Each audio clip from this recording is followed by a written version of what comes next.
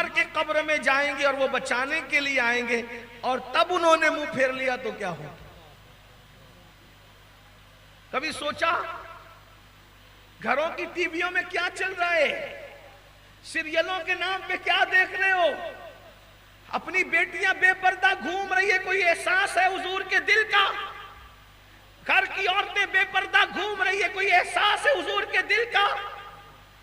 مرنا ہے، اگر انہوں نے منہ پھیر لیا تو کہاں جاؤ گے؟ ان کی غیرت ہے۔ توجہ تو کرو، دھیان تو دو، کیا کچھ نہیں کرتے، لوگوں کے سامنے ولی بنتے ہو اور تنہائیوں کے اندر شیطان کا ننگا ناچ۔ اس سے بڑھ کر بھی پھر منافقت کا کوئی نام ہے تو بتاؤ، کس چڑیا کا نام منافقت ہے؟ سامنے کچھ اور اندر کچھ اور، اسی کو تو منافقت کہتے ہیں۔ اگرچہ میں اس کو منافقت اعتقادی نہیں کہہ رہا ہوں، لیکن بہرحال یہ صفت منافقین تو ہے۔ کیا کر رہے ہیں ہم؟ ہماری زندگی کیا کر رہی ہے؟ آئیے، جب ادھر منہ پھیرا، وہ صحابی نے کسی سے پوچھا جانے کائنات ناراض کیوں ہے؟ تو کسی نے کہا کہ تم نے اونچا گھر بنا دیا نا، بلا ضرورت گھر بنانے پہ حضور ناراض ہوتے ہیں۔ یہ بھی ایک بات، بلا ضرورت گھر بنانے پہ بھی ناراض۔ میں سمجھتا ہوں کہ شاید آج اس کو اہل تقوی کہلانے والے بھی گناہ نہیں جانتے، آج اس کو گناہ نہیں جانا جاتا۔ یہ شراب، جوا، سٹا، سود، زنا، یہ تو بہت بدترین درجے کے گناہ ہیں۔ آپ غور تو فرمائیں، صحابی رسول نے بلا ضرورت گھر بنایا ہے اور حضور نے چہرہ پھیر لیا ہے۔ آج کے معاشرے میں تو اس کو کوئی گناہ سمجھتا بھی نہیں ہے۔ غور فرمائیں، حدیث پاک میں ایک مقام پر فرمایا اللہ رب العزت جس کے مال کو ضائع کروانا چاہتا ہے پھر وہ بلا ضرورت مکان بناتا ہے۔ ضرورت کے تحت 5 منزلہ بنائیے، 10 منزلہ ضرورت ہے، جنہیں ضرورت ہی نہیں ہے، صرف فخر کے لیے، غرور کے لیے، گھمنڈ کے لیے ضرورت نہیں ہے، بلا ضرورت کہ لوگ کہیں دو فلاں کا مکان کتنا اچھا۔ یہ صرف سمجھانے کے لیے کہہ رہا ہوں، وہ صحابی کی یہ سب نیت نہ تھی۔ یہ تو میں آج کے ماحول میں اور آج کے تناظر میں گفتگو کر رہا ہوں، ہو سکتا ہے لوگوں پر گراں بھی گزرے۔ یاد رکھنا، دین چوراہے پر بیان ہوگا، کیونکہ ہمارا دین یہی ہے۔ کسی کو اچھا لگے تو لگے، برا لگے تو لگے۔ اور اللہ کے رسول نے منہ پھیرا ہے۔ کسی سے پوچھا حضور چہرہ کیوں پھیرتے؟ تو کہا کہ آپ بلا ضرورت اپنے گھر میں، ضرورت کے تحت گھر نہیں تھا، بلا ضرورت تھا، لیکن کیا وہ اشاعت تھے؟ بات تو ہو گئی تھی، انجانے میں ہو گئی تھی، لاشعوری طور پہ ہو گئی تھی۔ جب پتا چلا حضور چہرہ اس لیے پھیر رہے ہیں کہ میں نے قبہ نما اونچا مکان بنایا ہے، تو شام ہونے سے پہلے پورا مکان ڈھا دیا، جس سے میرا یار ناراض ہو جائے ایسے گھر کو میں کبھی رہنے نہیں دوں گا۔ سورج بعد میں غروب ہوا، انہوں نے پہلے پورا گھر زمین بوس کر دیا۔ یہ صحابہ کا عشق تھا۔ ہم کب چھوڑیں گے پاپ، ہم کب چھوڑیں گے جرائم؟ غلامی رسول میں موت بھی قبول ہے، جان قربان آپ کے نام نہ، یہ قربان وہ قربان۔ ارے نفس کی خواہش قربان نہیں کر سکتے، فجر کی نماز میں نیند قربان نہیں کر سکتے، شادیوں کے موقع پہ غلط رسومات قربان نہیں کر سکتے، کب ہم جان قربان کریں گے؟ آئیے جو بخاری شریف کی حدیث پڑھنی تھی اس کو سن لیں، بات پوری کرتے ہیں۔ جنگ تبوک کا موقع ہے، حضور دیکھو کیسے ناراض ہوتے ہیں۔ یہ بھول جاؤ میرے عزیز، اگر ان کے ہو تو وہ ناراض بھی جلدی ہوتے ہیں۔ غیرت بہت ہے اپنوں کے لیے۔ اللہ اکبر۔ جنگ تبوک کا موقع ہے، اللہ کے رسول علیہ السلام، بڑی جنگ تھی وہ۔ صحابہ کو فرمایا کہ سب لوگ پیسہ جمع کرو، اکٹھا کرو، مال اکٹھا کرو، تبوک میں جانا ہے، بڑی جنگ ہے۔ جتنی بڑی تعداد میں تبوک گئے لوگ، اس سے پہلے اتنی بڑی تعداد میں کہیں نہیں گئے۔ ہزاروں صحابہ تھے، اور اس لشکر کو اسلام میں جیش اسرت کہتے ہیں. جیش اسرت مطلب تنگی والا لشکر، تکلیفوں والا لشکر. بہت مصیبتیں اٹھا کر پہنچے تھے تبوک تک. وہی تبوک کا لشکر گیا اور جنگ تبوک تھی جس میں صدیق اکبر نے پورا مال دیا، فاروق اعظم نے آدھا مال دیا، جس نے جو دینا تھا سب دیا.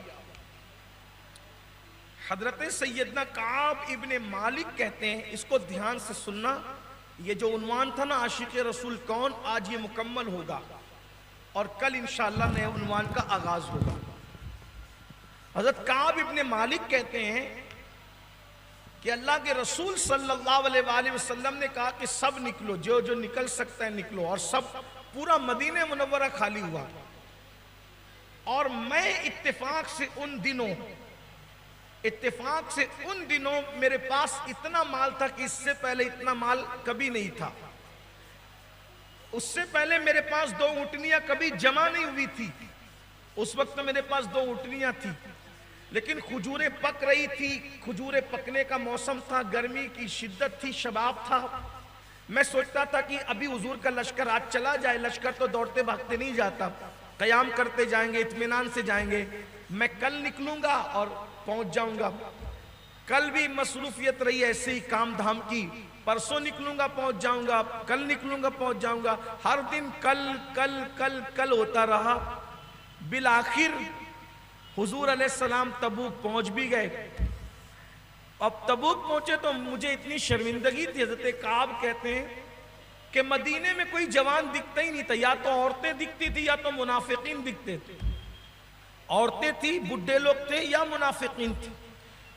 کوئی جوان مومن مجھے نہیں دکھتا تھا. بہت شرمندگی ہوتی تھی، پھر حیرت بھی ہوتی تھی کہ کیوں میں نہیں گیا، کیوں نہیں گیا. حضرت کعب ابن مالک کہتے ہیں میں کیوں نہیں گیا. بڑا پریشان تھا، پہنچنا چاہتا تھا، نہیں پہنچ سکا. ایک دن خبر سنی کہ حضور تشریف لا رہے ہیں، فتح و نصرت کے ساتھ اسلامی لشکر واپس آ رہا ہے. اب جب یہ تھا کہ حضور آئیں گے تو حضور پوچھیں گے کہ کیوں نہیں آئے تھے، کعب کیوں نہیں آئے تھے. تو میں کوئی خوبصورت سا واقعہ گڑھ دوں گا اور کوئی خوبصورت سا بہانہ پیش کر دوں گا اور چھٹی لے لوں گا. حضور بڑے کریم ہیں، معاف کر دیں گے. پھر بعد میں موقع محل دیکھ کر کے پھر کہہ دوں گا کہ حضور وضاحت کر دوں گا، پھر مسئلہ سیٹ ہو جائے گا. میں مفہوم کے طور پہ صرف سمجھانے کے لیے اپنے الفاظ کے جامع میں اس روایت کا مفہوم پڑھ رہا ہوں.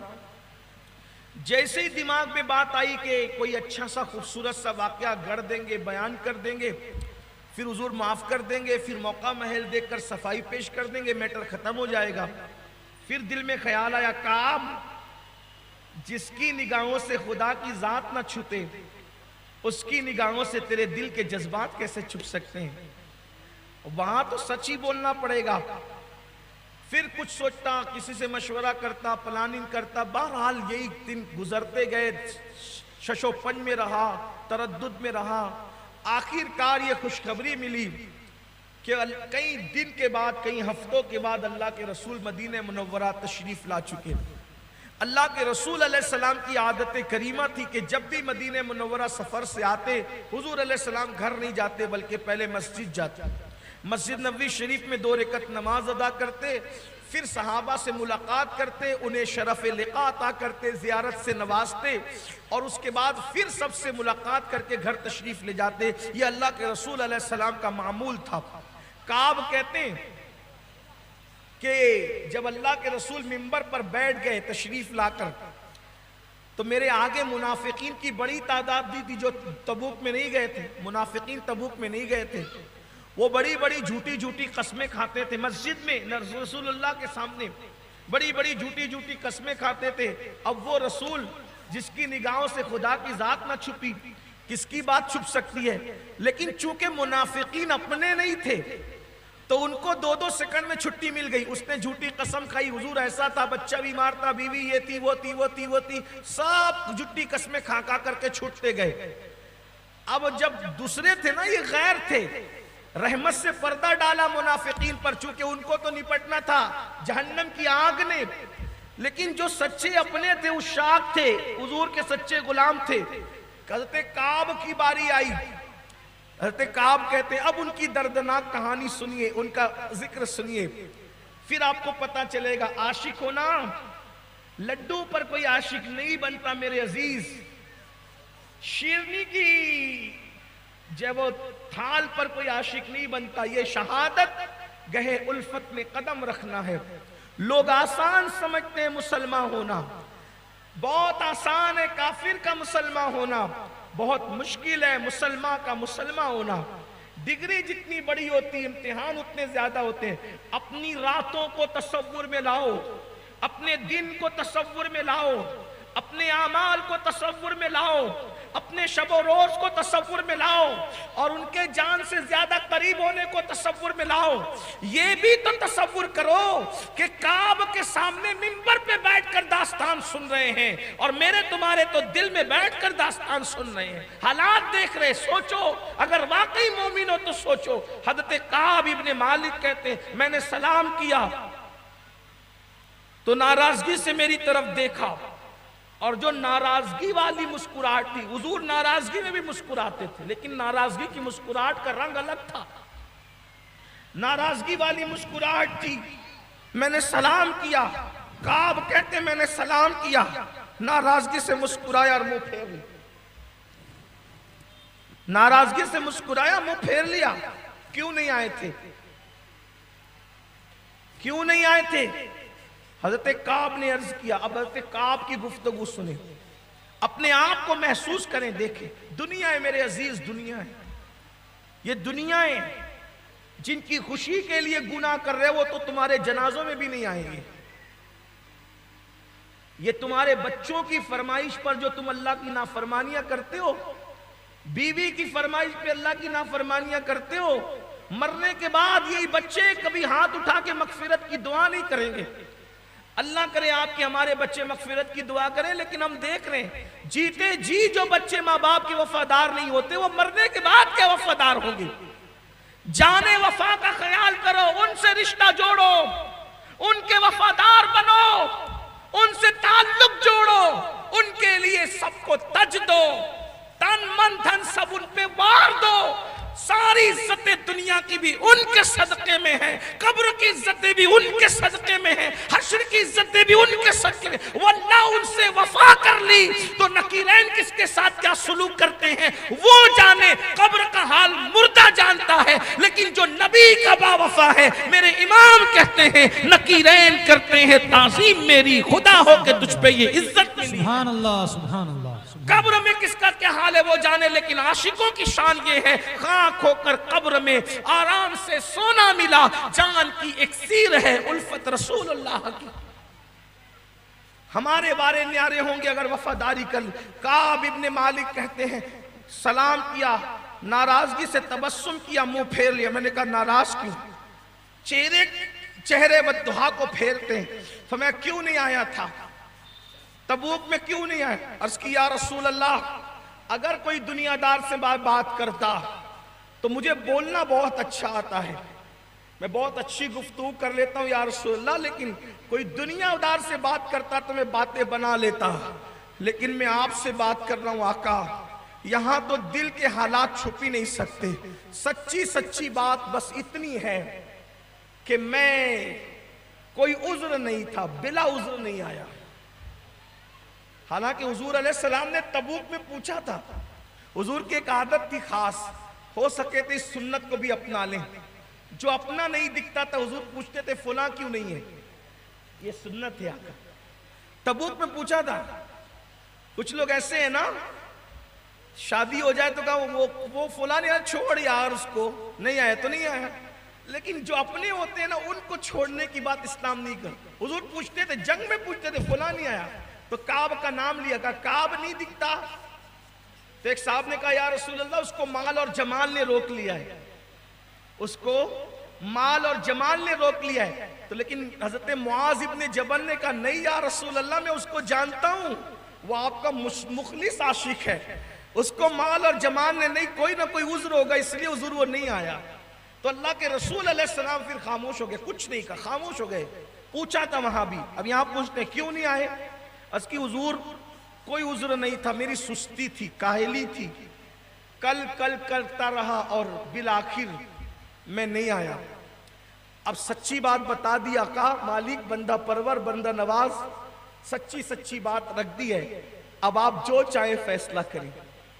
دیکھو جو غیر تھے منافقین، ان کی جھوٹی قسم پہ ان کو چھوڑ دیا، کیونکہ رحمت سب کے لیے، اور کعب اپنے تھے، کعب اپنے تھے، تو فرمایا اٹھ جا یہاں سے۔ ہائے ہائے، کیا فرمایا؟ اٹھ جا یہاں سے، جا۔ اور صحابہ سے کہہ دیا جب تک اس کی معافی کا اعلان میں نہ کروں گا اس سے کوئی بات نہیں کروں، اس سے کوئی ملاقات، بائیکاٹ کرو اس کا۔ یہ غیرت ہے اپنوں کے لیے۔ کس کے لیے؟ اپنوں کے لیے۔ سوچو مسلمانوں، حضرت کعب کی کوئی نماز گئی تھی؟ حضرت کعب نے رمضان شریف کے روزے چھوڑے تھے؟ حضرت کعب نے کسی کا مال کھایا تھا؟ ایک ہی بات ہے، حضور نے کہا تھا چلو، کعب نہیں آئے۔ کیا سزا ملی عاشق کو؟ عاشق جو ہوتے ہیں نا، پھر عاشق ہوتے ہیں۔ عشق میں محبوب نے کیا امتحان لیا؟ پورے مدینہ منورہ میں اعلان ہو گیا بائیکاٹ اس کا، کوئی اس سے بات نہیں کرے گا۔ حضرت کعب کہتے ہیں میری تو دنیا ہی اجڑ گئی، اندھیرا دکھنے لگا، تاریکی دکھنے لگی، پریشانی تھی۔ حضور ناراض ہو گئے، کوئی بات نہیں کرتا، سلام کرو تو کوئی جواب نہیں دیتا، سامنے سے کوئی سلام نہیں کرتا۔ میں نے پوچھا، معلومات لی کہ میرے علاوہ کوئی اور بھی ہیں، تو کہا دو اور بزرگ ہیں، حضرت ہلال ابن امیہ اور حضرت مرارہ ابن ربیع، یہ دو حضرات اور تھے، یہ بدری صحابہ تھے۔ تو حضرت کعب نے کہا دو بدریوں کے لیے بھی یہی تھا کہ ان سے بھی کوئی بات نہیں کرنا، ان کا بھی بائیکاٹ۔ وہ دونوں بزرگ تو اتنی ہمت ہار دیے کہ جب کہا بائیکاٹ تو گھر سے باہر نکلے ہی نہیں۔ کعب کہتے ہیں میرے اندر ہمت تھی، میں ہمت والا آدمی تھا، بازار جاتا، مسجد نبوی میں بھی جاتا، حضور کی محفل میں بھی جاتا، تو کہتے ہیں کہ سلام کرتا تو میں دیکھتا کہ حضور کے ہونٹ ہل رہے کہ نہیں ہل رہے جواب میں، لیکن چونکہ حضور کا اپنا تھا نا میں، تو تعدیب کے لیے، تربیت کے لیے بائیکاٹ تو تھا، لیکن دل میں حضور کی محبت تھی۔ کہتے ہیں کہ جب میں حضور کو دیکھتا تو حضور نظریں چکا لیتے، چہرہ پھیر لیتے، لیکن جب میں نماز پڑھ رہا ہوتا اور حالت نماز میں ہوتا تو میں آنکھیں چرا کر حضور کو دیکھتا کہ وہ مجھے دیکھ رہے کہ نہیں، تو جب میں ان کو دیکھ رہا ہوتا تو وہ منہ پھیر لیتے، ناراضگی کا اظہار کرتے، لیکن جب میں آنکھیں چرا کر نماز میں دیکھتا تو حضور مجھے دیکھ رہے ہوتے۔ اپنوں کے لیے انداز جدا ہوتا ہے، غیرت تو ہے نا۔ مجھے یہاں بہت احساس ہوتا ہے حضرت کعب کی داستان پڑھ کر، سن کر، کہ قبر میں اگر انہوں نے ہم سے منہ پھیر لیا تو کیا ہو، میدان محشر میں انہوں نے اگر اپنا رخ پھیر لیا تو کیا ہو۔ سب نے صف محشر میں للکار دیا ہم کو، اے بے کسوں کے آقا اب تیری دہائی ہے، اگر وہ کرم نہ کریں تو پھر کیا ہوگا۔ سوچو، ان کا دل نہ دکھاؤ، بہت دل دکھا چکے، ان کے دل کو تکلیف نہ پہنچاؤ، بہت تکلیف پہنچا چکے، ان کے دل کو نشتر نہ لگاؤ، گنبد خضرا میں انہیں بے چین نہ کرو، بے قرار نہ کرو، ان کے قلب اطہر کو اپنے گناہوں سے کی وجہ سے دکھی نہ کرو۔ ارے جو ماں کو دکھی کرتا ہے مرتے وقت اس کی زبان پہ کلمہ نہیں آتا، جو نبی کو اذیت پہنچائے اس کا انجام کیا ہوگا۔ قرآن کہتا ہے ان الذین یؤذون اللہ ورسولہ لعنہم اللہ فی الدنیا والآخرہ، جو اللہ رسول کو اذیت پہنچاتے ہیں ان پر لعنت ہے دنیا میں بھی اور آخرت میں بھی اللہ کی۔ کیا کر رہے ہیں؟ کعب کہتے ہیں مسجد میں آتا، محفل میں آتا، حضور بات نہیں کرتے، یہ کرتے کرتے 40 دن گزرے، 40 دن بیت گئے بائیکاٹ میں۔ حالت یہ تھی کہ ایک مرتبہ میرا چچا کا بیٹا جس سے میرے تعلقات بڑے گہرے تھے، میں نے اس سے کہا کیا میں منافق ہوں؟ میں مومن نہیں، حضور سے محبت نہیں کرتا، اللہ سے محبت نہیں کرتا، میں سچا مومن نہیں ہوں؟ انہوں نے کوئی جواب نہیں دیا. کہ اللہ کی قسم اٹھا بتا مجھے، میں سچا مومن نہیں ہوں. تیسری بار پوچھا، کوئی جواب نہیں. حضور نے منع کر دیا تو پھر سب نے تعلقات ختم کر دی. یہ نہیں دیکھا کہ چچا کا بیٹا ہے کہ بھائی ہے کہ کچھ نہیں. حتیٰ کہ اللہ کے رسول نے منع کیا تو ان کی بیویاں گھر چھوڑ کے چلی گئی، خواتین گھر چھوڑ کر کے گئی. حضور نے بائیکاٹ کیا ہے، بیویاں علیحدہ ہو گئی. حضرت کعب کہتے 40 دن گزرے تھے، میں بازار میں تھا، اسی حالت میں غسان کا ایک عیسائی نصرانی آیا اور اس نے لوگوں سے پوچھا کہ تم میں کعب کون ہے؟ کعب، تم میں کعب کون ہے؟ تو صحابہ نے انگلی کے اشارے سے بتایا وہ کھڑا ہے نا، وہ کعب ہے. تو وہ عیسائی غسان کا ایلچی تھا، میرے پاس آیا اور اس نے ایک لیٹر دیا، خط دیا. میں نے خط دیکھا تو اس میں غسان کے بادشاہ کی تحریر تھی. اس میں لکھا تھا کہ کعب تم بڑے عزت دار آدمی ہو، مالدار ہو، تاجر ہو، اچھے بیوپاری ہو، تمہاری عزت ہے، اور ہم نے سنا ہے کہ تمہارے نبی نے تم پہ ظلم کیا ہے معاذ. ارے تم ہمارے پاس آ جاؤ، تمہیں عزت ملے گی. عزت تمہارے صاحب نے تمہیں ذلیل کر دیا، تمہارا بائیکاٹ کر کے ہمیں پتا چلا. حضرت کعب کہتے ہیں کہ میرے خون نے جوش کھایا اور میں جہاں کھڑا تھا وہاں تنور جل رہا تھا. میں نے اس ایلچی کو دیکھا اور پورے اس خط کو اپنے ہاتھ کے اندر جو ہے وہ بالکل دبا دیا، جس کو کہتے ہیں نا ہم اپنی زبان میں کہتے ہیں کہ پورا سمیٹ کر کے اس کو دبا دیا اور بالکل اس کو توڑ مڑوڑ کر کے جلتے ہوئے تنور میں ڈال کر کے کعب نے کہا اس عیسائی کتے کو کہنا کہ میرے نبی نے مجھ پہ ظلم نہ کیا، میرے آقا کا حق ہے مجھ پر، وہ جو چاہے میرے ساتھ سلوک کریں، بلکہ اگر میں یوں کہوں اپنے انداز میں اللہ اکبر کہ روٹنے کا سبب تو وہ جانے، ہم تو مصروف ہے منانے میں. ہمیں آقا کی مرضی میں کیا دخل؟ ہمیں تو آقا کی آقائیت کی طرف دیکھنا ہے اور اپنی غلامی کی طرف نظر کرنا ہے. ان کی آقائیت سلامت رہے، ہماری غلامی سلامت رہے، ہمارے لیے نجات کے لیے ہی کافی ہے. تو غسان کے اس بادشاہ کے لیے کعب کہتے میرے اس عیسائی کتے کو کہہ دینا کہ میرے صاحب میرے آقا نے جو کیا ان کا حق ہے، وہ چاہیں جو چاہیں کریں، اگر وہ میرے ٹکڑے بھی کر دیں. اگرچہ یہ بخاری کی روایت میں یہ الفاظ موجود نہیں ہیں یہ الفاظ، لیکن اہل عشق کہتے کعب نے کہا اگر وہ میرے ٹکڑے بھی کر دیں تو آقا کو حق ہے، اس لیے کہ ہم نے سب کچھ ان پہ نج دیا، سب تج دیا، پھر تجھ کو کیا؟ عاشق ہونے کی وجہ سے سب ان پہ قربان ہے. اور پھر میں حضور کے پاس گیا اور جانے کے بعد میں نے کہا یا رسول اللہ آپ ناراض کیا ہوئے؟ عیسائی کتے مجھ پہ ڈورے ڈالنے لگے. یا رسول اللہ وہ اپنی طرف مجھے بلانے لگے، میں نے ان کا خط جو ہے وہ تنور میں جلا ڈالا ہے. پھر بھی حضور نے کوئی جواب نہیں دیا، اللہ کے رسول نے کوئی جواب نہیں. 40 دن ہو چکے تھے یہ واقعہ ہوا، مزید 10 دن اور گزرے. اب ہمت جواب دے گئی تھی. اللہ کے رسول کوئی بات نہیں کرتے، کوئی کچھ بات نہیں کرتا، کچھ نہیں کرتا. 50 دن گزر گئے. میں اپنے چھت پر تھا، بہت مایوس تھا، سر جھکا کے بیٹھا تھا. دنیا اجاڑ ہو گئی تھی، دنیا ویران ویران لگتی تھی، اندھیرا اندھیرا لگتا تھا، تاریک تاریک لگتا. دل سوچتا تھا اگر اسی حالت میں موت آ گئی، حضور ناراض ہے، حضور جنازہ نہیں پڑھیں گے، کیا ہوگا میرا؟ وہ ناراض ہے، جنازے میں نہیں آئیں گے، کیا ہوگا میرا؟ اور اللہ نہ کرے، 1000 بار نہ کرے، اسی ناراضگی میں اگر حضور دنیا سے چلے جائیں تو پھر تو مسلمان بھی کبھی میرا جنازہ نہیں پڑے گا، اور میرا بائیکاٹ حضور کر کے دنیا سے چلے جائیں گے تو میرا کیا ہوگا؟ یا میں چلا گیا یا حضور دنیا سے چلے گئے تو کیا ہوگا؟ میں برباد ہو جاؤں گا. بہت سوچتا رہتا تھا، کھانا اچھا نہیں لگتا تھا، پینا اچھا نہیں لگتا تھا. میرے جانوروں کے میں قریب جاتا تو جانور بھی ادھر ادھر ہو جاتا. دیکھیں کیا عشق والوں کی داستان ہے. حضرت کعب ابن مالک کہتے ہیں کہ 50واں دن تھا، اس کی صبح تھی.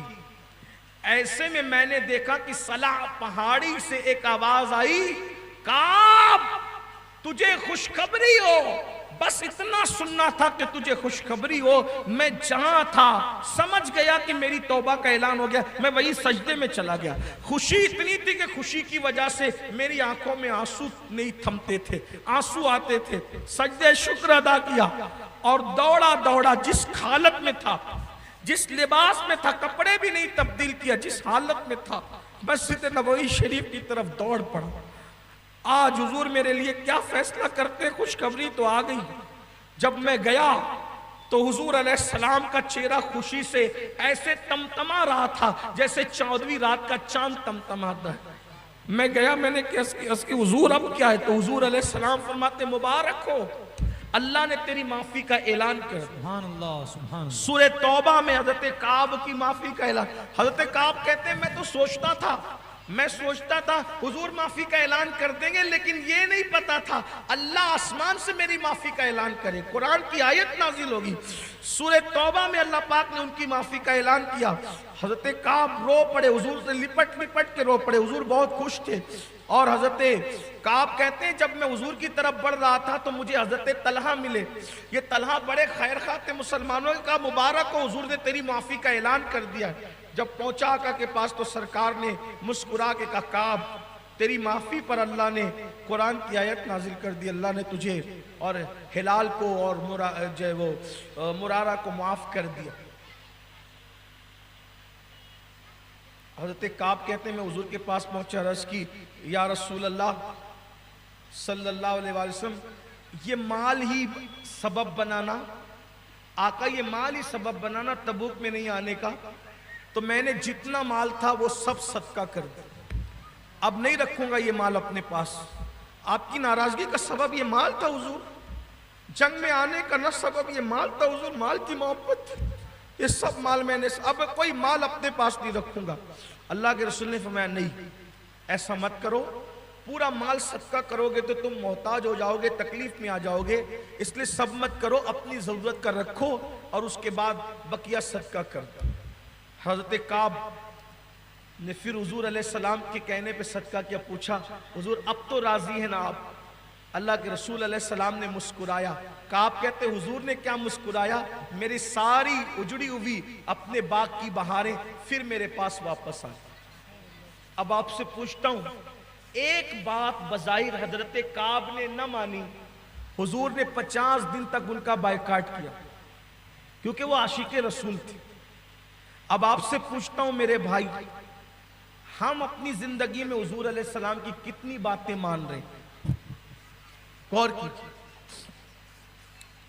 کتنی باتیں ہماری زندگی میں، کتنی فرما برداری اللہ کے رسول۔ دیکھو اگر آپ عاشق نہیں ہیں معاذ اللہ تو جو چاہے کریں، جیسے ان منافقین نے جو چاہے کیا، لیکن اگر آپ عاشق ہیں اور الحمدللہ عاشق ہیں، اور یہ بھی کہہ دوں مجھ سے بڑے عاشق آپ ہیں، تو پھر سوچو نا حضور کی کتنی نافرمانی۔ میری مائیں اور بہنیں بھی آئی ہیں، دور دور سے آتی ہیں، ان سے بھی پوچھتا ہوں تم عاشق رسول ہو، بتاؤ کتنی نافرمانی۔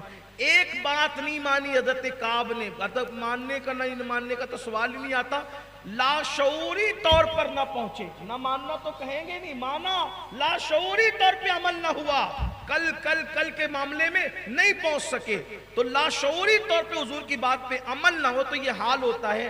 ہم تو جان بوجھ کر رہے ہیں، اور کیسے گندے گھنونے بدترین کام کر رہے ہیں۔ کہیں ایسا تو نہیں کہ حضور نے ہمارا بھی بائیکاٹ کر رکھا ہے؟ بتائیں نا، اللہ نہ کرے 1000 بار۔ تو غیرت اپنوں کے لیے، حضور کی غیرت سے بہت خیال کرو، بچو، ڈرو اللہ سے، کہیں حضور ہم سے منہ نہ پھیر لے، اور حضور کو مناؤ۔ کل کی آنے والی شب میلاد النبی کی شب 12ویں شب ہے، اور ہمارے بزرگوں کے اقوال کے مطابق شب میلاد النبی شب قدر سے افضل ہے، بلکہ ہزار شب قدر سے افضل شب میلاد ہے۔ کیوں؟ اس لیے کہ شب قدر میں قرآن آیا ہے اور شب میلاد میں صاحب قرآن تشریف لائے ہیں۔ کل دعاؤں کی قبولیت کی شب ہے، سونا نہیں، جاگتے رہنا، درود شریف پڑھتے جاگنا، نعت شریف پڑھتے جاگنا، میلاد پڑھتے جاگنا، اور حضور کو منانا۔ کل کی رات بڑی قیمتی ہے، میلاد کا صدقہ ملے گا، سوئی تقدیریں جگے گی۔ اپنے گھروں کو اندھیرے میں مت رکھو، ایک آدھی بلب لگا کر روشنی ہی کرو، تاکہ لوگوں کو پتہ چلے کہ آج مسلمانوں کے لیے کوئی خاص رات آ رہی ہے۔ کل کی شب چراغاں کیجئے، لائٹنگ لگائیے، روشنی کیجئے، حدود شرع میں رہیے، مٹھائیاں بانٹیے، غریبوں پہ صدقہ کیجئے، یتیموں کی مدد کیجئے، بیواؤں کے سروں پہ آنچل ڈالیے، جو جس چیز کا مستحق ہے اس کو وہ چیز اس سے اس کی مدد کیجئے، اور ہر سال الحمدللہ اپنا جو معمول ہے